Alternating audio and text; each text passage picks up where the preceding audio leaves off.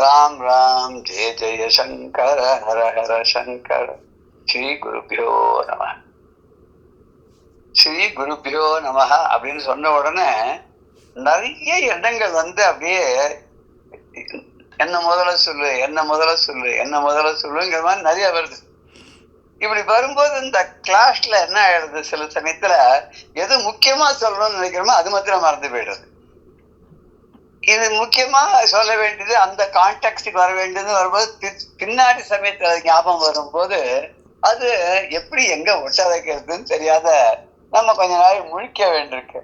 ஆனா அதுக்கெல்லாம் தாண்டி வரணும்னா அதுக்கு ஒரே ஒரு வழி சொல்றார் திருமூலர். என்ன சொல்றாருனாக்க, பிரான் அருள் உண்டாகில் உண்டு நற்செல்வம்னார். பிரான் அருள் உண்டெனில் உண்டு நல் ஞானம். பிரான் அருளில் பெருந்தன்மையும் உண்டு, பிரான் அருளில் பெருந்தெய்வமும் ஆமே. பிரான்ங்கிறது இங்க சிவபிரான், எம்பெருமான். அந்த சிவபெருமானுடைய அருள் உண்டு எனில், அவனுடைய அருள் நமக்கு இருக்கும் அப்படின்னு சொல்லிட்டா என்னென்ன செல்வங்கள் வேணுமோ அத்தனையும் கிடைச்சிருமா. பொருட்செல்வம் வேணுமா, கல்வி செல்வம் வேணுமா, தைரியம் வேணுமா, க்ஷேம தைரிய வீரிய விஜய ஆயுர் ஆரோக்கிய ஐஸ்வர்ய சம்பத் எத்தல்தையும் வேணுமா அப்படின்னு எல்லாம் கிடைக்கும். அப்படின்னா பிரானுடைய அருள் மாத்திரம் நமக்கு இருந்துருக்குன்னு சொன்னா, அவன் கிடைக்கிறனால நம்மளை பார்த்துட்டான்னு சொன்னான்னா நமக்கு எல்லா செல்வங்களும் உண்டு. அவனுடைய அருள் நமக்கு இருந்துருக்குன்னா நல்ல ஞானமும் உண்டு. செல்வம் எல்லாம் இருக்கு, ஞானம் இல்லைன்னு என்ன பிரயோஜனம்? படிப்பு இருக்கு, செல்வங்கள் இருக்கு, அதுக்கப்புறம் சக்தி இருக்கு, ஆழ்கட்டு இருக்கு, எல்லாம் இருக்கு. ஞானம் வேண்டாமோ? இதுல எதுவுமே உலகத்துல நிலை கிடையாது. அந்த எம்பெருமானுடைய திருவடிதான், அந்த நிழல் தான் நமக்கு நிலையானது அப்படின்னு. இது நிலையான ஒரு பொருளை தேடி நம்ம போகணுன்றதுக்கு தான் இந்த நிலையில்லாத பொருள்களை எல்லாம் நமக்கு காமிச்சு நம்மள அப்பப்ப ஒரு ஒரு சபலத்தை உண்டாக்குறார் பகவான்.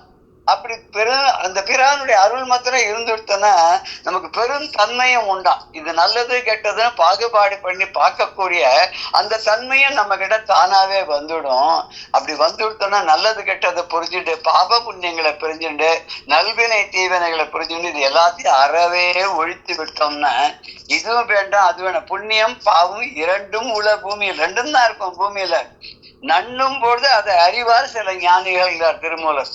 அதை பார்க்கும்போது அரசி ஆராய்ச்சி பார்க்கும்போது அந்த ஞானிகளுக்கு எது புண்ணியம், எது பாபம், எது நல்வினை, எது தீவினை தெரிஞ்சு எதையெல்லாம் விளக்கணும், எதெல்லாம் சேர்க்கணும், எப்படி முக்தி அடைவதற்கு எதுவுமே இல்லாத காலி பையா வச்சுக்கணும். வரும்போது காலி பையோட வரமா இல்ல, தீவினை நல்வினை முன்வினை முன் ஜென்மத்துடைய பலன்கள்லாம் சேர்த்துன்னு வரும். அதெல்லாம் கொட்டி அனுபவிச்சு தீர்த்துட்டு இப்ப ஒண்ணுமே இல்லைன்னா கை தட்டின்னு போற அளவுக்கு நம்ம பண்ணிட்டோம்னா நமக்கு பிரானுடைய அருளானது கண்டிப்பாக உண்டு அப்படிங்கிறத திருமூலர் சொல்றார்.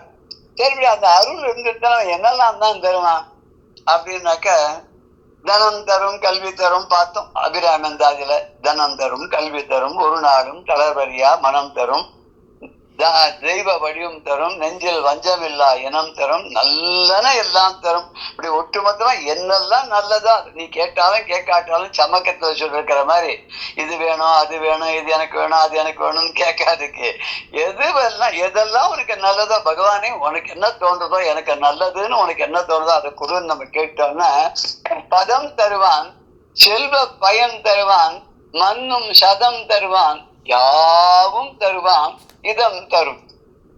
அதே தனம் தரும் கல்வி தரும் அப்படியே வர மாதிரிங்க வள்ளலார் சொல்றாரு.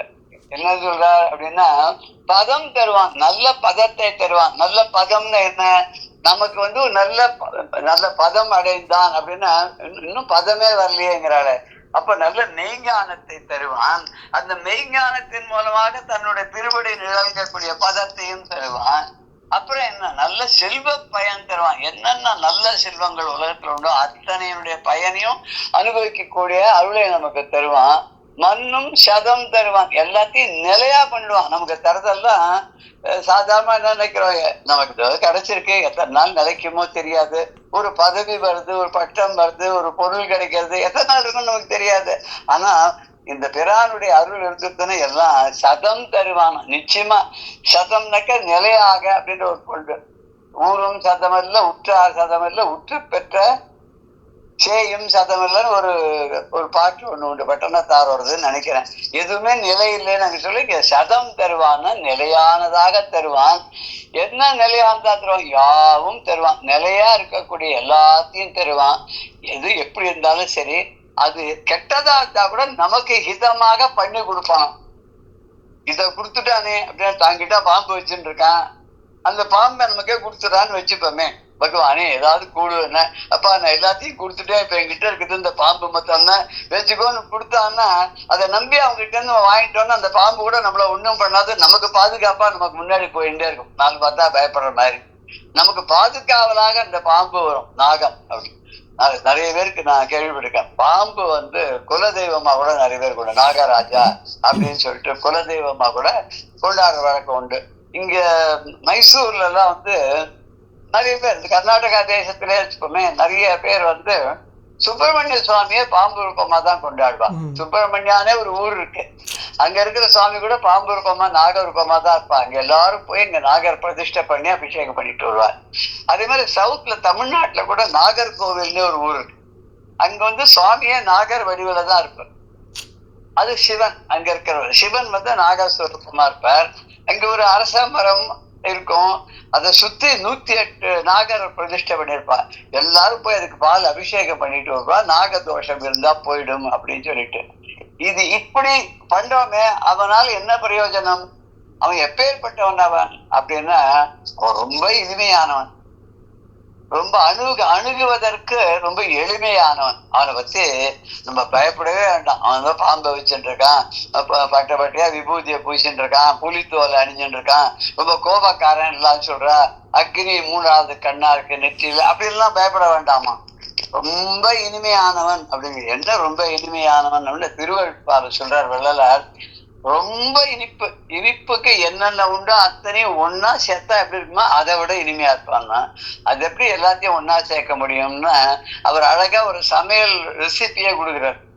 தனித்தனி முக்கனி பிழிந்து வடித்து ஒன்றாய் கூட்டி தற்கரையும் கற்கண்டின் பொடியும் மிக கலந்து தனித்த நறுத்தேன் பெய்து பசும்பாலின் தெங்கின் தனிப்பாலும் சேர்த்து ஒரு தீம் பருப்பு பிடியும் விரவி இனித்த நெய் அலைந்து இளம் சூட்டில் இறக்கி எடுத்த சுவை கட்டியினும் இனித்திடும் தெளிலமுதேன்.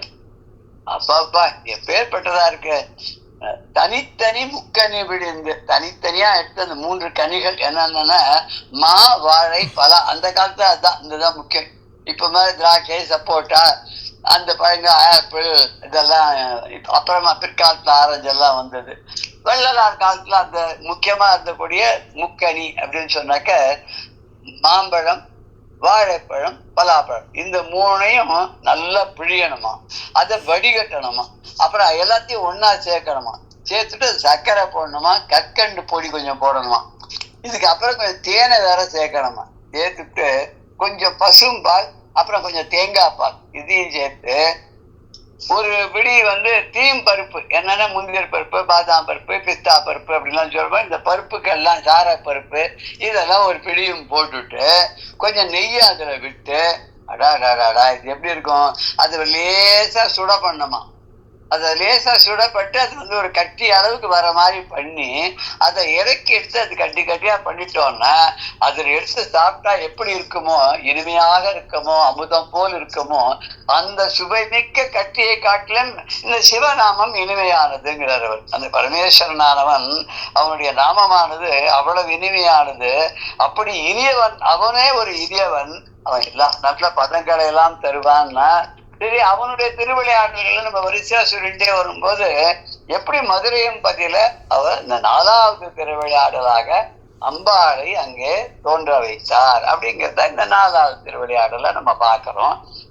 இப்ப இந்த ராஜாவானவன் மலையத்வஜ பாண்டியன் சித்தரே சொன்ன பிரகாரம் என்ன பண்றான், ஒண்ணு யாகம் பண்றான். என்ன இந்திரன் சொல்றான், இந்திரன் என்னன்னு சொல்றான், நீ அஸ்வமேத யாகம்லாம் பண்ண வேண்டாம், உனக்கு வேண்டியது குழந்தை, அதுக்கு நீ புத்திரகாமேட்டி யாகம் பண்ணணுமே தவிர அதை விட்டுட்டு நீ இந்த அஸ்வமேத யாகம்லாம் பண்ணா ஒன்னும் பிரயோஜனம் இல்லை, அதனால விட்டுடுவேன். உடனே இவன் என்ன பண்ண, ஏதாவது நல்ல ஒருவர் உள்ளாரு, அவர் பொருட்டு எல்லோருக்கும் பெய்யும் மழை அப்படின்னு நல்லா நல்லவன் அவன் இருக்கிறதுனால நாட்டு நலனை கருதி அவன் என்ன பண்றான், இந்த அஸ்வமேத யாகத்தை நிறுத்திட்டு அவனுடைய ஆச்சாரியர்கள் அவனுடைய குருமார்கள் எல்லாம் சொல்றான் இதை எப்படி பண்ணும் என்று. ஏன்னா கேட்டுதானே பண்ணும். இதுக்கு முன்னாடி பின்னாடி இவனுக்கு அதை பத்தி ஒரு பழக்கமே இல்லை இல்லையா, பண்ணிதானே அவனுக்கு குழந்தை பிறந்திருக்குமே, பண்ணல. ஆனா இப்பதான் தன்னுடைய ஆசிரியர்கள் எல்லாம் கேட்கறான்.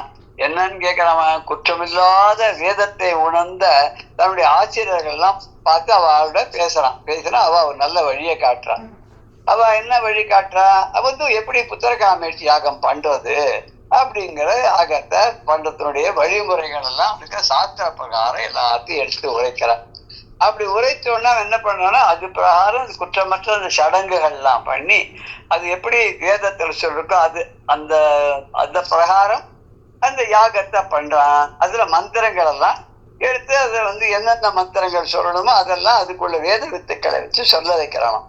அது எப்படி சொல்ல வைக்கிறான் அப்படின்னு கேட்டாக்க, குற்றமித்த அந்த வேதம், அந்த வேதத்தினுடைய அதுல சொல்லிருக்கக்கூடிய மந்திரங்களை எல்லாம் 3 விதமாக அதை வந்து அவெல்லாம் ஓதலாம். என்னதான், ஒண்ணு வந்து உதாத்தம் அப்படின்னு ஒண்ணு, இன்னொன்னு அனுதாத்தம், இன்னொன்னு ஸ்வரிதம் அப்படின்னு.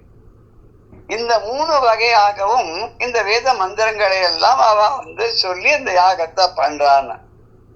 இது இந்த இது சம்ஸ்கிருதத்துல இந்த யாகம் பண்ணதா இங்க வருதா மாதிரி? இது உதாத்த அனுதாத்த ஸ்வரிதம்ங்கிறது தான் வேதத்தினுடைய அந்த ஏத்த இறக்கம் சொல்றோம் இல்லையா, அந்த ஏத்த இறக்கத்துக்கு உதாத்த அனுதாத்த ஸ்வரிதம்னு பேரு. உதாத்தம்ங்கிறது கீழே சொல்ற நோட்டு, அனுதாத்தம்ங்கிறது மேலே சொல்றது, ஸ்வரிதம்ங்கிறது சமநிலையில் சொல்லக்கூடியது. நம்ம அந்த 3 ஸ்வரங்களாக தானே நம்ம அதை பார்க்குறோம் அந்த வேத சாண்டிங்க இல்லையா. அந்த 3 ஸ்வரம் தான் உங்களுக்கு, அந்த பிச்சு தான் உதாத்த அனுதாத்த ஸ்வரிதம். மந்திரங்கள்லாம் சொல்லும்போது காதும் யஜ்ஞாய காதும் யஜ்ஞபதயே. ஆமா, அதுதான் அந்த 1 2 மேல் மேல் கீழே மேல கீழே நடுவாந்திரம். அது மாதிரி மேற்க இறக்கம் அதை தான் இங்க சொல்றாரு நினைக்கிறேன். அதுதான் உதாத்த அனுதாத்த ஸ்வரிதம். இது மாதிரி வந்து இத எப்படி சொல்லணுமோ முறைப்படி எப்படி உச்சரித்து அந்த வேதத்தை சின்ன வயசுல இருந்து கத்துண்டு அதை பிராக்டிஸ் பண்ணி அதுல வந்து தலை சேர்ந்த ஒரு வல்லுநர்களாக இருக்கக்கூடியவாளை வச்சுண்டு இந்த யாகத்தை பண்றான், முறைப்படி பண்றான். அப்போ அங்க அந்த வேள்வி தீ வரணும் இல்லையா. யாக குண்டம் எங்க அமைச்சிருக்கான்னு கோவிலுக்கு கிழக்கு திசையில இந்த வேள்வியை நடத்தினான். சிவபெருமானுடைய சோமசுந்தருடைய கோவிலுக்கு கிழக்கு புறத்துல இந்த யாக குண்டத்தை அமைச்சு இவன் வந்து இந்த வேள்வியை பண்ணினான். இதுக்காக என்ன, ஆசர மறை புலவர் ஆசிரியர் காட்டும் மாசு ஆறு சடங்கின் மாசரு சடங்கின் வழி மந்திரமும் மந்திரம் உதாத்த ஓசை அனுதாத்த சொரிதந்த தழுவ ஓதி வாசவன் இருக்கையில் இருந்து எரி வளர்ப்பான். வாசவன் இருக்கைன்னா, வாசவன்னா இந்திரனுக்கு பேரு. வாசவாதி சுர வந்தித்தன்லாம் வருது இல்லையா, பாடல்கள்லாம் கீர்த்தனங்கள்லாம் வருது இல்லையா. அதுல வந்து இந்திரனுடைய திசை வந்து கிழக்கு, அக்னியினுடைய திசை ஈசான்யம்ல தென்கிழக்கு இல்லையா, சிவனுடைய திசை வந்து ஈசான்யம் இல்லையா, சிவன் ஈசான்யம், கிழக்கு வந்து இந்திரன், அப்புறம் வந்து தென்கிழக்கு வந்து இது அக்னி. அதனால வீடுகள் எல்லாம் கூட அக்னி மூலையில கிச்சன் வைக்கிறதுன்னு சொல்லி ஒரு இது உண்டு.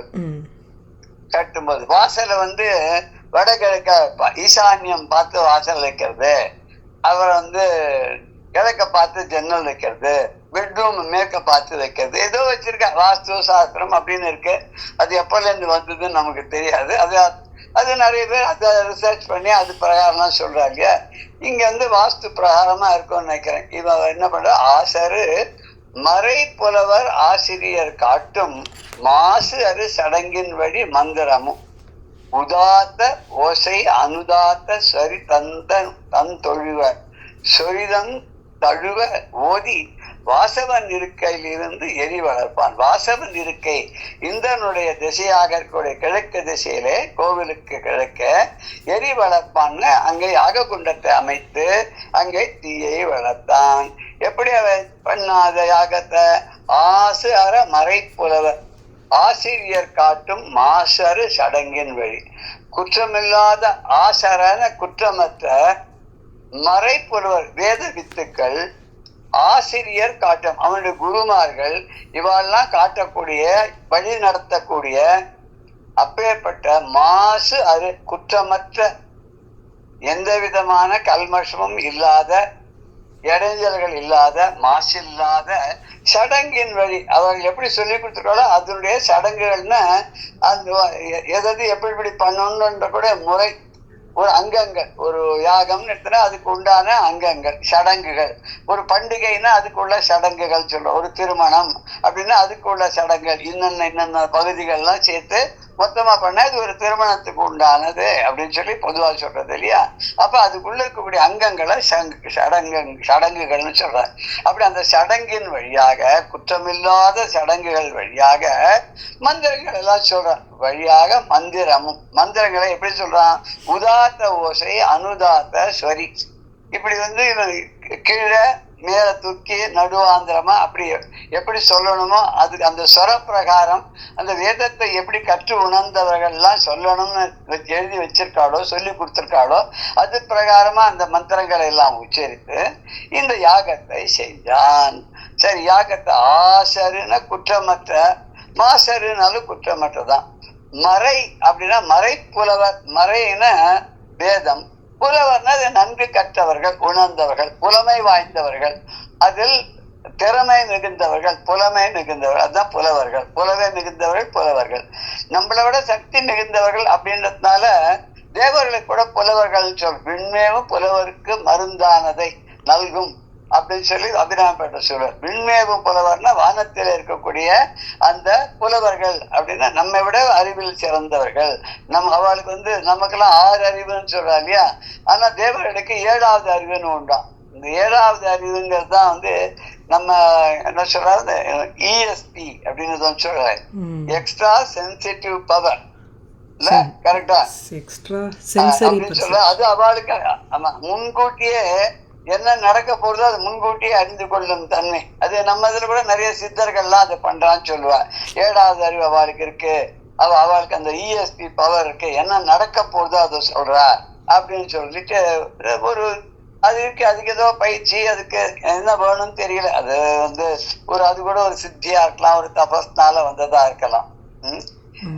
இந்த குற்றம் இல்லாத அப்புறம் சுரிதம் அப்படின்னாக்க ரொம்ப இந்த சவுண்ட் கம்மியா இருக்கக்கூடிய ஓசை. அப்புறம் வாசவன் இருக்கேன்னு இந்திரனுடைய இடமாகிய கிழக்கு திசை. இந்த கிழக்கு திசை மேற்கு திசை அப்படின்ற போது சொல்வார். இது கிழக்கு மேற்குங்கிறதெல்லாம் நம்ம ஒரு புரிதலுக்காக வச்சுருந்ததுதான். எது கிழக்கு எது மேற்கு அப்படின்னு கேட்பார். நடுவில் ஒருத்தன் இருக்கான், அவனுக்கு கிழக்க ஒருத்தன் உட்காந்துருக்கான், மேற்க ஒருத்தன் உட்காந்து இருக்கான். அப்ப கேட்கும்போது அந்த கிழக்க இருக்கிறவன் என்ன சொல்லுவான்? அவள்லாம் எனக்கு மேற்க இருக்காமா. மேற்க இருக்கிறவன் என்ன சொல்லுவான்? அவள்லாம் எனக்கு கிழக்க இருக்காமா. நடுவில் இருக்கிறவன் என்ன சொல்லுவான்? அவன் கிழக்க இருக்கான், இவன் மேற்க இருக்கான்னு பின்னாடி இருக்கிறவன். நடுவில் இருக்கிறவன் எங்க இருக்கான்? என்ன திசை அவனுக்கு? முன்னாடி இருக்கவனுக்கு அவன் மேற்கு, பின்னாடி இருக்கவனுக்கு அவனுக்கு கிழக்கு. ஆனா அவனுக்கு எந்த திசையும் இல்லாதான உட்காந்துருக்கான். அதனால இந்த கிழக்கு மேற்கு எல்லாம் வழக்குல கிழக்கு மேற்கு பார்க்கறதான்னு கூட நம்ம பெரியவாள்லாம் சொல்லுவா இல்லையா? இவ்வளோன்னு இருக்கு, இதுல என்ன திசை வேண்டி கிடக்கு அப்படின்பா. அதனால கிழக்கு மேற்கு எல்லாம் ஒரு அடையாளத்துக்காக வச்சது, நம்ம புரிஞ்சுக்கிறதுக்காக வச்சது தவிர இதுக்கு ரொம்ப பெரிய ஒரு இம்பார்ட்டன்ஸ் எல்லாம் அது பிற்காலத்துல வந்ததுதான் அப்படின்னு சொல்லுவார் அவர். அது ஏதோ ஒரு கான்டெக்ட்ல அவர் சொன்ன அது ஞாபகம் எனக்கு என்ன சொன்னாருன்னா. நம்ம அடுத்த பாடலுக்கு போறோம். இந்த வேல் வித்தி எப்படி இருந்ததுன்னு சொன்னா, சாதாரணமா ஹோமம் பண்ணா என்ன பண்ணுவார்? வாத்தியார் எழுதி கொடுத்துருவார், இதெல்லாம் வேணும், இந்த மாதிரி சமைத்தெல்லாம் வேணும், இதெல்லாம் வேணும், அதெல்லாம் வேணும், நெய் வேணும், இந்த நைவேத்தியங்கள்லாம் வேணும், ஆகுதிக்கு இதெல்லாம் வேணும் எல்லாம். சில வாத்தியார் என்ன பண்ணுவாங்கன்னா இந்த எஜமானர்கிட்ட சொல்லிட்டு அவர் சரியா எல்லாத்தையும் நல்லபடியா வாங்கி தர மாட்டார். அப்ப ஏதாவது தப்பா எடுத்துன்னா வாத்தியார் தான் குத்தம் சொல்லுவார். அந்த புரோகிதரை அவர் தான் குத்தம் சொல்லுவாங்க வேத வித்துக்களை. அதனால நீங்க ஒண்ணும் பண்ண வேண்டாம், நைவேத்தியத்தை மாத்திரம் பண்ணி வச்சிருவோம், மிச்சம்லாம் நானே கொண்டு வந்துடுறேன். ஏன்னா அவருக்கு தான் தெரியும் இன்னைக்கு இந்த ஹோமம் பண்ணா இன்னொந்த ஹோமங்களுக்கு இவ்வளவு நெய்யெல்லாம் தேவைப்படும், இவ்வளவு சமைத்து தேவைப்படும், இந்த ஹோமத்துக்கு இந்த சமைத்து இந்த ஒரு ஔஷதி இதெல்லாம் தேவைப்படும் அவருக்கு தான் தெரியும். அதை அவரே கொண்டு வந்துடுறேன் அப்படின்பார். அதனால முக்கால்வாசி இவ என்ன பண்ணுவான்னா நெய்யை ரொம்ப கம்மியா வாங்கிவிட்டாலும் என்ன ஆகும், அது புகையா கிடக்கும், வீடு முழுக்க ஒரு புகையாயிடும். அதனால தாராளமாக அந்த நெய், அதுவும் பசு நெய் தான் விடணும்னு சொல்லுவா. அந்த நெய்யை அப்படி போடும்போது என்ன ஆகும்னா அது நல்ல ஜுவாலையோட அது எழுந்து நல்ல ஒரு 3 அடி 3 அடிக்கு உயரத்துக்கு ஜுவாலை வரும். புகையெல்லாம் மேல போயிடும். புகை எப்பவுமே லைட் தானே, அது பாட்டு மேல போயிடும். அப்படியே மேல போச்சுன்னா இப்ப இவனும் யாகம் பண்றான். இந்த வேள்வி தீயிலேருந்து அப்படி ஒரு ஒரு ஒரு கிட்டத்தட்ட பச்சை நிறமாக, ஏன்னா ஓஷதிகள்லாம் நிறைய போட்டிருக்கிறதுனால ஒரு பசுமையான நிறத்தை உடைய ஷியாமலான்னு சொல்ற முடியும். அம்பாள் டார்க் பச்சை இல்லை, லைட் பச்சை இல்லை, ரெண்டுக்கும் நடுவில் இருக்கக்கூடிய ஒரு தளிர் பச்சை அப்படின்னு சொல்ற மாதிரி அப்படி பச்சை. அப்படி புகை ஆகாசத்துல கிளம்புறதுதான், எங்க பார்த்தாலும் கிளம்புது. ஆகாசம் முழுக்க புகையா இருக்கு. அப்படி பூமி முழுக்க எங்க சுத்து வட்டாரம் முழுக்க மதுரை மாநகரம் முழுக்க ஒரே புகையா இருக்கு. இந்த புகையான அஷ்ட திக்குகளையும் பரவி இருக்கு. அஷ்ட திக்குல கூடிய தேவதைகளையும் போய் இந்த புகை சேர்றது. இது எல்லாம் எப்படி இருக்கான்னா இந்த புகை மேல போன புகையானது ஒரு மேகமண்டலம் மாதிரி ஆகி அப்படியே ஒரு போர்வை மாதிரி மேலேருந்து ஒரு போர்வையை விரிச்சா அப்படி இருக்குமோ அந்த மாதிரி ஆயிடுச்சுன்னா. ராமன் லக்ஷ்மணனும் கூட விஸ்வாமித்திர மகர்ஷியோட போராடியா யாக சம்ரட்சணத்துக்கு. அப்போ அங்க விஸ்வாமித்திர யாகத்தை ஆரம்பிச்சுடுறார். ராமலட்சுமணாவை காவலுக்கு போட்டுறார். மாரிச்சன், சுபாபு, தாடகை இவாள்லாம் வருவா. அவளுக்கு கூட ராட்சசாலாம் வருவா யாகத்தை அழிக்கிறதுக்காகன்னு சொல்லிட்டு. அப்போ மேலேருந்து பார்த்து மேல யாரா வரலாம் பார்த்துட்டே இருப்பார் ராமர். அப்ப அந்த ராட்சசெல்லாம் வரது தெரியுமா. அப்ப கை நிறைய என்னவோ என்ன சொல்றது நீச்சமான பொருள்கள்லாம் எடுத்துட்டு வருவாளாம் அந்த யாக குண்டத்துல போட்டு அதுக்கு பலனை அழிக்கிறதுக்காக. ராமன் என்ன பண்ணாராம், ஒரு பானத்தை போட்டாராம். அந்த பானம் சக்கரை மாதிரி சுழண்டு மேல போய் இந்த அக்னி யாக குண்டம் இருக்கு இல்லையா, அதுக்கு மேல போய் அதுக்கு ஒரு கொடை மாதிரி ஆயிடுதான். அது உள்ள அவளால ராட்சசங்களால எதையும் போட முடியலையா. கிட்ட அந்த சக்கரை மாதிரி சுழன்று கொண்டு இருக்கக்கூடிய அந்த அஸ்திரம் இருக்க அது அவளை அழிச்சிடும். அதனால கிட்டையும் வர முடியல. மேலேருந்து போட்டாலும் அது தாங்கிட்டு எல்லாம் கீழே விழாத பண்ணி அங்கேயே அழிச்சு எரிச்சு விடுறது. இப்படி பண்ணா மேல போர்வை மாதிரி பண்ணிட்டானா ராமன். இது வால்மீகி ராமாயணத்துல இருக்கு. இது அதே மாதிரி இங்க ராஜா பண்ண யாகம் இருக்க, மலையத்வஜ பாண்டியன் பண்ண வேள்வி இருக்க, அதுல இருந்து ஏற்பட்ட புகையானது மேல போய் அது எப்படி இருந்ததுன்னா 4 திசைகளிலும் பரவி அந்த யாக குண்டத்துக்கு மேல அப்படியே மேல அப்படியே ஒரு போர்வை மாதிரி போய் மறைச்சு விடுத்து அப்படின்னு. அது மாத்திரம் இல்ல, இந்த குடங்கள்ல வச்சிருந்த நெய், அந்த நெய்யெல்லாம் குடங்குடமா விடுறான் நெய். அப்புறம் என்னென்ன போடுறா, அதுல சில ஐட்டம்ஸ் எல்லாம் இவர் சொல்றார். பொரிய போடுறாளாம், ஹபீஸ் போடுவா. அப்புறம் விநாயகர் சதுர்த்திக்கு கணபதி ஹோமம்னு பண்ற போது மோதகம் பண்ணுவா. அந்த மோதகம் கூட நெய்யில பொரிச்சு எடுத்து அதை தான் போடுவான். அந்த மோதகத்தை தான் போடுற வழக்கம். இதுக்குன்னு ஒரு கோவிலே இருக்கு இந்த தஞ்சாவூர் பக்கத்துல, கணபதி அக்ரஹாரம்னு ஒரு கோவில் இருக்கு. அந்த கணபதி அக்ரஹாரத்துல பிள்ளையார், அந்த பிள்ளையாருக்கு அர்ச்சனையே அந்த கொழக்கட்டையால் தான் அர்ச்சனை பண்ணுவா. அந்த கொழக்கட்டை எப்படின்னா நெய்யில பொரிச்சுப்பா. உள்ளுக்குள்ள தேங்காய் பூரணம் வச்சு மேல இந்த இது மோதகத்துக்கு மூடி இருப்பாங்க மாவால, அதை நெய்யில பொரிச்சு எடுத்திருப்பா. அர்ச்சனைன்னா 108 நாமாவளி சொல்லி அர்ச்சனை பண்ணும்போது 108 நாமாவளிக்கு 108 இது கொழக்கட்டை அதுல அவருக்கு அர்ச்சனையா போடுவான். அது அப்புறம் கூட எல்லாரும் பிரசாதமா வாங்கிட்டு வர நாள்பட இருக்கும், 1 மாசம் வரைக்கும் அது கெட்டு போகாத இருக்கும் மாதிரி. அப்படி அது ஒரு கடவுளுக்கு ஒன்னொன்னு போடுறது. இவருக்கு சுதர்சன ஆழ்வாருக்கு சக்கர பொங்கல் போடுவா. சிவனுக்கு ஹவிஸ் வெறும் அன்னம் அது பண்ணுவா. இப்படி ஒரு கடவுளுக்கு ஒரு அப்பம், அவல், பொரி, கொழக்கட்டை எல்லாம் பிள்ளையாருக்கு போடுவா. இங்க இந்த ஹோமத்துல கொடுத்துருக்காமேட்சி ஆகத்துல என்னென்னலாம் போடுறாருன்னா நெய்ய அப்படியே அப்படி தூக்கி கொட்டுறாராம். அப்படியே நெய்ய அதோட பொரிங்கிறது நெல் பொரி. சாதாரண நெல்லை பொரிச்சு எடுத்தா அது ஒரு மாதிரியா பொரியாகும் இல்லையா. எனக்கு இந்த நெல் பொரின்னு ஒரு இன்ஸ்டன்ஸ் ஞாபகம் வருது. என்னன்னாக்கா, இது மகாபெரிவா சொல்லியிருக்கா ஒரு இடத்துல. சிங்கேரியில இப்ப இருக்கிற குருக்கு ஒரு 5-6 பேர் முன்னாடி உக்ர நரசிம்மர்னு இருந்திருக்காரு. அவர் சுவாமிகள் வந்து தங்க பல்லக்குல போறான். பின்னாடி வந்து அவர் அடுத்த வாரிசாக இருந்த சிவாபினவர் சச்சிதானந்த பாரதி சுவாமிகள், நரசிம்ம பாரதி சுவாமிகள், அவர் அடுத்த வெள்ளிய பல்லாக்குல போயிட்டு இருந்தாராம். கொஞ்ச தூரம் போன உடனே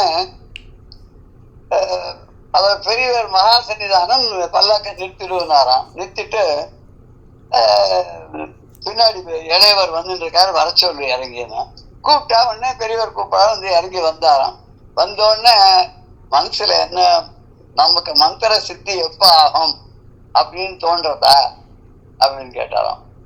நம்ம குரு மாதிரி நமக்கு எப்ப மந்திர சித்தி ஆகும், நாமளும் வந்து நம்ம குரு மாதிரி எப்ப ஆகும் அப்படின்னு ஒரு எண்ணம் வருது போட்டுட்டேன். ஐயோ, நம்ம மனசுல சாதாரணமா நினைச்சோம், உடனே அவர் சொல்லிட்டாரு அப்படின்ட்டு தலை குஞ்சம் நின்னாராம். உடனே அவர் பெரியவர் என்ன பண்ணாராம், கொஞ்சம் விலகி ஒரு அவருடைய கையில ஒரு சின்ன ஒரு சொம்பு மாதிரி வச்சிருக்கோம் மரத்துல, அதுக்குள்ள நெல் இருந்தான். இதுல இருந்து ஒரு பிடி நெல் எடுத்துக்கோங்க அப்படின்னாராம். எடுத்துட்டாராம். இதை நான் உட்கார்ந்த இடத்துல போடுங்க அப்படின்னு போட்டோன்னே அது அப்படியே பொரியாயிட்டான் நெல். அதாவது அவ்வளவு அவருடைய தபஸுடைய மகிமையினால அவ்வளவு ஹீட் ஆயிருக்கான் அந்த ஆசனம்.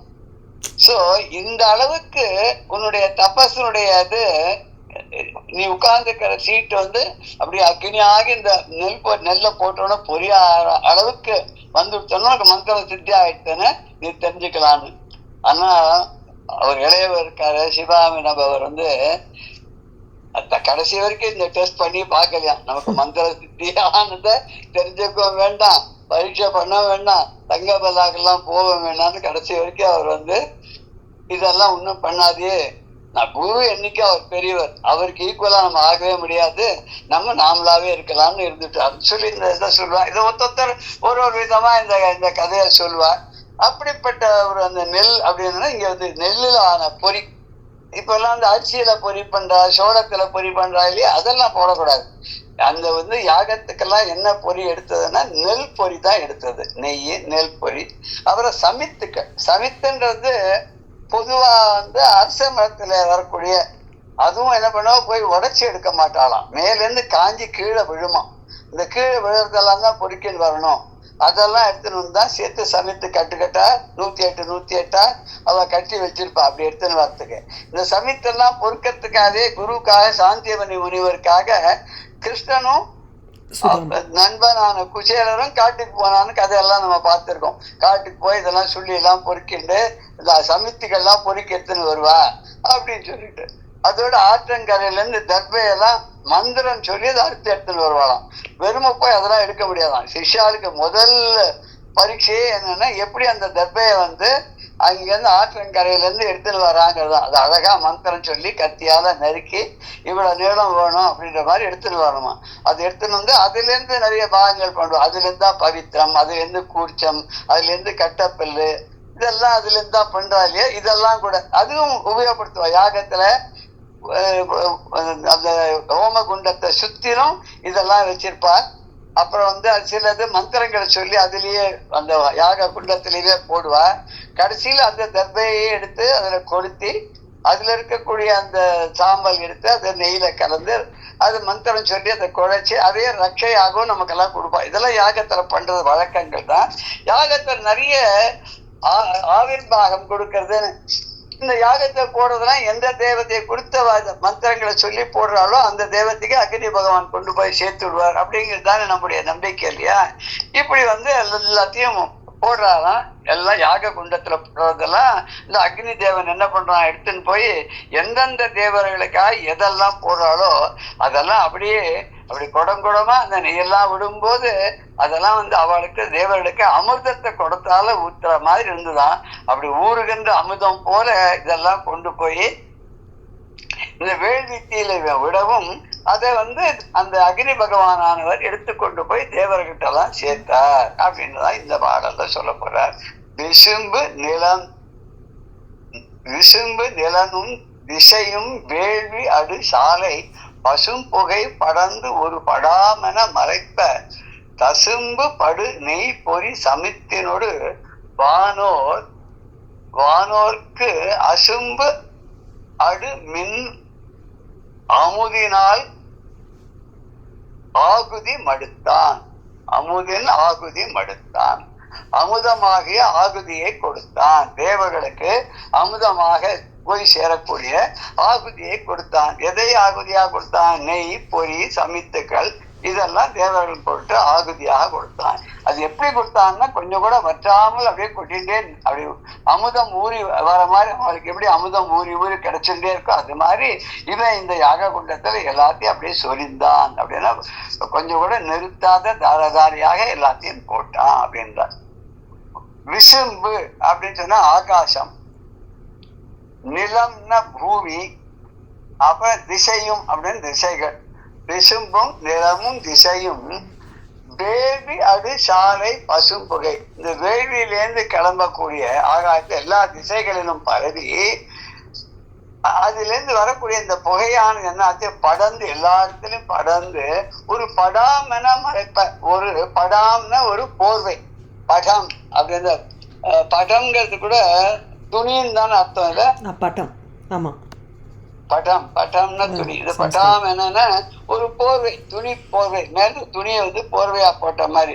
அதனால சித்திரத்துக்கு கூட படம்னு ஏன் பேர்னா துணியில தானே அந்த காலத்துல வரைவாளாம்.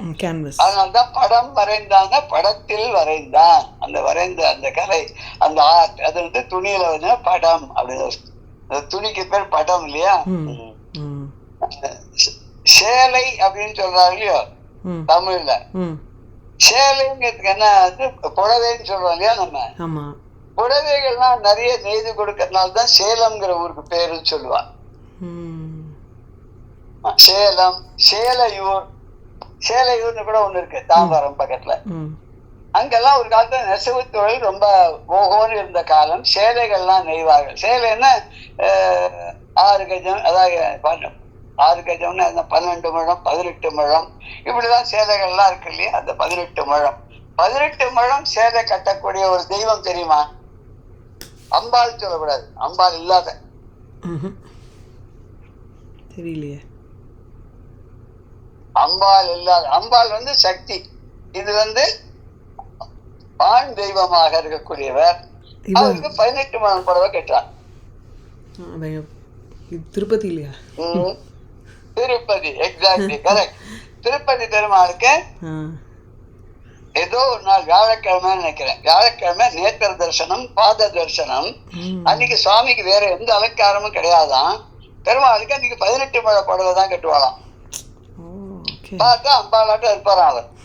அன்னைக்கு போனா, வியாழக்கிழமை போனா நம்ம வந்து திருப்பதி பெருமாளை சக்தி வடிவமாக பார்க்கலாம் அப்படின்னு சொல்லுவார்.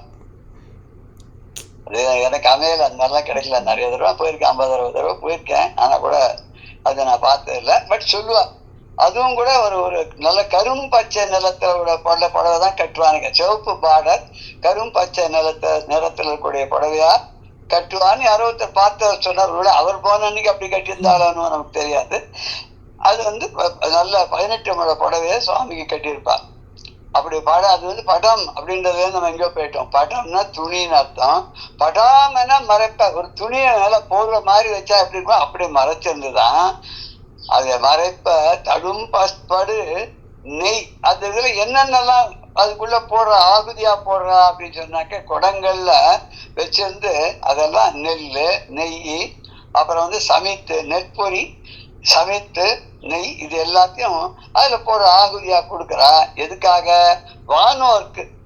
சரி, வானோருக்கு எப்படி போய் செய்யும்னு அசும்படு மின் அமுதனாகி ஆகுதியம் எடுத்தான். இது வந்து அமுதமாக மாறி இந்த நெருப்பு அக்னி தேவனானவன் இதையெல்லாம் இவ போடுற ஆகுதியில கொடுக்கறது எல்லாத்தையும் எடுத்துட்டு போய் அங்க வந்து தேவர்களுக்கு யார் யாருக்கு எப்படி சேர்க்கணுமோ அப்படி அந்தந்த உடைய தேவதைகளுக்கு அந்தந்த பொருள்களை கொண்டு போய் அமிர்தமாக சேர்த்து விடுவான். சேர்த்து விடும் வண்ணமாக இவன் எல்லாத்தையும் அக்னி குண்டத்துல போட்டான்னா. விசும்புன ஆகாயம், படாம் அப்படின்னா பட்டம் போர்வை, தசும்புன குடம், தசும்பு படு நெய்னா குடம் குடமா நெய் அப்படி விட்டான்னு. அசும்பு படும் அப்படின்னாக்க வானோருக்கு அசும்பு படும். அப்படின்னு வருது இல்லையா? இந்த வானவர்களுக்கு அசும்பு படம் ஊற்றெடுக்கும்னா வற்றாது வரக்கூடியதாக அப்படியே வந்துட்டே எடுக்க எடுக்க அது மாதிரி படும் அமுதினால் ஆகுதியும் எடுத்தான். அந்த இனிய அமுதாக ஆகுதியை கொடுத்தான். அதுக்கப்புறம் என்னாச்சு அப்படின்னா, ஐமுகன் அநாதி பரமாத்தன் உரை ஆற்றால் நெய்முக நிறை தழல் நிமிர்ந்து வரும் எல்லை பைமுக அராவணி பரஞ்சுடர் தரிப்ப மைமுக நெடுங்கண் இமவான் மனைவி நான. ஐமுகன் அநாதி பரமன் ஆத்து பரமாத்தன் ஆதி பரமாத்தன் உரை ஆற்றால் நெய்முக நிறை தழல் நிமிர்ந்து வரும் எல்லை பைமுக அராவணி அரவு அணி பரஞ்சுடர் தனிப்ப மைமுக நெடுங்கண் இமவான் மனைவி நான அப்படிங்கிற 5 முகங்களை உடைய அந்த ஈஸ்வரன் பரமேஸ்வரன் ஈசானம் தத்புருஷம் அகோரம் அப்புறம் வாமதேவம் சத்யோஜாத்தம் இல்ல. இது இது என்ன ஆர்டர்? இது ஆர்டர் இருக்கான்னு தெரியல. 4 முகம் 5வது முகம் அப்படிதான். மேபி ஒன்னொன்னு ஒரு ஒரு டிரெக்ஷனை பார்க்குற முகமா இருக்கும். ஓஹோ. இதே மாதிரி பிரம்மாவுக்கும் 5 முகம் இருந்தது, அவருக்கு ஒரு முகம் மேல பார்த்து இருந்தது. அதுதான் வந்து ஈஸ்வரன் கிள்ளிட்டார் அப்படின்னு சொல்லுவா இல்லையா? அதான் பிரம்மாவோட தலையை கிள்ளி அதுதான் ஓடாக கையில இருந்தது அப்படின்னு சொல்லுவா இல்லையா? இவருக்கு 5 முகங்கள் இருக்கு. அந்த சிவபெருமானுடைய 5 முகங்கள். அவன் பரமாத்மன் அப்படின்னா எல்லாத்தையும் கடந்தவன், அவன் உண்மையானவன். எப்போதும் அவன் சொல்றதெல்லாம் உண்மையாகத்தான் இருக்கும். அவனுடைய உரையானது எப்போதும் உண்மையானதாக தான் இருக்கும். அவன் எப்பவுமே வந்து ஒண்ணு சொல்லி ஒண்ணு செய்ய மாட்டான். அப்பேற்பட்டவன் அவன். அந்த 5 திருமுகங்களை உடையவன். அனாதி அப்படின்னா அவனுக்கு ஆதியும் இல்லை அந்தமும் இல்லை. இவருக்கு அவனுக்கு வந்து முடிவும் முதலும் மற்றவன். அம்பால வந்து எல்லாமே நீதான்பர். முதலும் நீதான், முடிவும் நீதான், நடுவும் நீதான் அப்படின்னு சொல்லுவார். அபிராமி பெற்றோர் சொல்வார். எல்லாம் வேதம், வேதத்துடைய முதல் நடு அப்புறம் முடிவு அப்படின்னு சொல்லக்கூடிய எல்லாமே உபநிஷத்தும் நீதான், வேதங்களாகவும் நீதான் இருக்க, அதனுடைய உட்பொருளாக இருக்கக்கூடிய பிரணவாகாரமாகவும் நீதான் இருக்க அப்படின்னு சொல்லுவார். இவர் அனாதியாக இருக்கிறான்னா அவனுக்கு ஆதியும் கிடையாது அந்தமும் கிடையாது, பரமாத்மாவா இருக்கான். இவனுக்கு மேல அனீஷகா, அவனுக்கு மேல ஈசன் கிடையாது. இவர் தான் எல்லாத்துக்கும் மேல அப்பாற்பட்டவன். சிஇஓ, சீஃப் எக்ஸிக்யூட்டிவ் ஆபீசர் சொல்றோம் இல்லையா? அவருக்கு மேல உத்தரம் கிடையாது. அவருக்கு கீழே தான் chairman, vice chairman, managing director, general manager. அவருக்கு கீழே தான். இவர் தான் சீஃப், எல்லாருக்கும் சீஃப், பரமாத்மாக உள்ளவன். அது மாத்திரம் இல்ல, இந்த சிவபெருமான் இருக்காரு, அவர் தான் இந்த வேதத்தை உருவாக்கி வரான். அதாவது அவர் இந்த வேதத்துல என்ன சொல்லியிருக்கோ அதை எப்படி கடைபிடிக்கணும் அப்படின்றத எல்லாருக்கும் சொல்லி கொடுத்தவர் அவர் தான். ஆதி குருவாக இருந்தவர் தான். தட்சிணாமூர்த்தியாக அமர்ந்தவர் இல்லையா? கல்லாலின் கூட அமர்ந்து கல் ஆலமரத்துக்கு அமர்ந்து 4 பேருக்கு உபதேசம் பண்ணார் இல்லையா? புத்த சிஷ்யா குரு விவகா அப்படின்னு வருது. அந்த சிஷ்யர்களுக்கெல்லாம் வந்து அந்த சின்முத்திரையை காமிச்சு குருஸ்து மௌனம் காக்கியானம் சிஷ்யா சின்ன சம்சயாக சொல்றாங்க.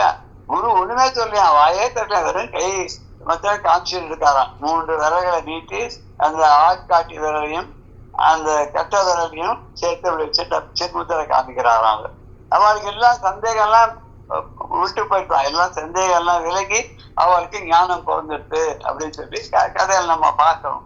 அப்படி வந்து ஆதி குருவாக இருந்து தட்சிணாமூர்த்தியா நம்ம அப்படிதான் சொல்றோம் இல்லையா? சதாசிவ சமாரம்பம் சங்கராச்சாரிய மத்தியமான் அஸ்மத் ஆச்சாரிய பர்யந்தாம் வந்தே குரு பரம்பரான்னு சொல்றோம் இல்லையா? அது தட்சிணாமூர்த்தியாக, அதாவது சங்கரரே தட்சிணாமூர்த்தியாக வந்தார், பின்னாடி அவரே சங்கரராக வந்தார். அது ஒரு ஸ்லோகம் கூட இருக்கு, சரதி பூமின்னு சொல்லிட்டு ஒரு ஸ்லோகம் கூட இருக்கு. அந்த சிவபெருமான் தான் சங்கர ரூபத்துல பூமியில வந்து சரத்தின்னு ஒரு ஸ்லோகம் ஒண்ணு உண்டு. தெரியல. இல்ல முன்ன ஏதோ ஒரு கான்டாக்ட்ல கூட இது வந்தது, நமக்கு அப்ப கிடைக்கல, ஸ்லோகம் கிடைக்கல. ஆமா, அது தேடி பார்க்க மாட்டேன், அது எங்க இருக்குன்னு தெரியல. அதான் ஏன்னா அது பரமேஸ்வரன் தான், சாட்சாத் பரமேஸ்வரன் தான் பிரத்யக்ஷ பரமேஸ்வரனாக ஆதிசங்கராக வந்து பூமியில வந்தார். அவரே தான். என்ன நிறைய வேதத்தினுடைய உபநிஷத்தினுடைய சாரங்கள் எல்லாம் மக்களுக்கு புரியும்படியா சொல்லணும்னு, அதுவும் புரியலேன்றதுக்கு அதான் மறுபடியும் அவதாரம் எடுத்தாராம். மறுபடியும் எப்படி அவதாரம் பண்ணாருன்னா, மகாபெரிவாளாக அங்கு அவ சொல்ற சிவாபிநவ நரசிம்ம பாரதி அவர் வந்து ஆதிசங்கருடைய அம்சம் சொல்றார். நம்ம வந்து பிரத்யேக பரமேஸ்வரனாக இருக்கக்கூடியவர், பரமேஸ்வரனே வந்துட்டார் சொல்றோம். ஆதிசங்கருடைய மறுபிறவின்னு அது சொன்னாலும் நம்ம என்ன பண்ணோம், பரமேஸ்வரனே திரவதாரம் பண்ணி அந்த வேதத்துல சொல்லியிருக்கிறது எல்லாத்தையும் எல்லா பாமர ஜனங்களுக்கு கூட புரியணும் அப்படிங்கிறதுக்காக ஒரு அருள் வாக்காக உபதேசம் பண்ணான்னு சொல்றோம் இல்லையா. அப்படிப்பட்ட அந்த சிவபெருமானுடைய வேத வாக்கியப்படி நெறிமுறைப்படி அந்த நெய்யை வந்து அப்படி குடமாக அந்த வேள்வியில ஊற்றி தீயை வளர்த்தானாம். அப்படி தீ வளர்த்து நெருப்பை வளர்த்து அதுல ஆகுதி எல்லாம் பண்ணும்போது இதை ஒரு பக்கத்துல உட்காந்து இப்ப சிவபெருமான் ரசிச்சுட்டு இருந்தாராம். சிவபெருமான் எங்க இருந்தார்? மதுரை எம்பதியில கதம்பவனத்துல மலையத்வஜனுடைய அப்பா கட்டின நிர்மாணித்து அந்த கோவிலுக்குள்ள இருந்தார். அந்த கோவிலுக்குள்ள உட்காந்துருக்கு. அப்ப மீனாட்சி கல்யாணம் ஆகல இருக்குன்னு நினைக்கிறேன். மீனாட்சி கல்யாணம் அப்புறம்தான் வந்திருக்கும்னு நினைக்கிறேன். இங்க சிவபெருமான் தனித்திருக்க, தனியா இருக்கா அப்படின்னா, இந்த தனியா இருக்கான்னு பார்த்த உடனே இத பார்த்து இந்த இமமானுடைய மனைவியான மேனை அவ வந்து அவ கண் நிறைய மையிட்டு இருந்துக்காளாம். மையிட்ட கண்ணோட இருக்காளாவ. அவளுக்கு இந்த சிவபெருமானை பார்த்த உடனே ஏதோ கொஞ்சம் வெக்கமாயிட்டான் அவளுக்கு. ஏன் வெக்கமாச்சுன்னு தெரியல. சரி, அது உலகத்துக்கெல்லாம் தலைவனாகக்கூடிய பெரிய பரமாத்மா அவன் தனிச்சிருக்கானே, சக்தி இல்லாத சிவம் மட்டும் தனியா இருக்கே அப்படின்னு நினைச்சா போடுக்க. ஐயோ, நம்ம நினைச்சது அவருக்கு தெரிஞ்சு விட்டோம்னா நமக்கு நம்ம பொசிஷன் வந்து வீக்கா போயிடுமே அப்படின்னு ஒருவேளை நாணினாலோ இன்னொரு நாணி கோணினால் போல இருக்க, என்னன்னு தெரியல. அது வந்து ஆனா ஏன் இங்க வந்து திடீர்னு மலையரசனுடைய இமவானுடைய மனைவி மேனையை பத்தி இவர் இந்த இடத்துல நினைக்கிறான்னு தெரியல. இது ஆராய்ச்சி மகிமையிலே இருக்கா, மகாத்மியத்துல இருக்காது. இல்ல, எனக்கு தெரியல, நான் பார்த்த வரைக்கும் தெரியல, இப்படி இருக்கிறதா தெரியல. இவரையும் பரஞ்சோதி முனிவர் இந்த ஒரு இதை சொல்றாருன்னு தெரியல. இங்க ஐமுகம்னா 5 முகங்களை உடையவர் பரமாத்மனை எல்லாத்தையும் கடந்து உண்மையை உரைக்கக்கூடிய உண்மை பொருளாக விளங்கக்கூடியவன். உரை அப்படின்னா வேதம், நிமித்துனா பலர்த்துன்னு அர்த்தம்.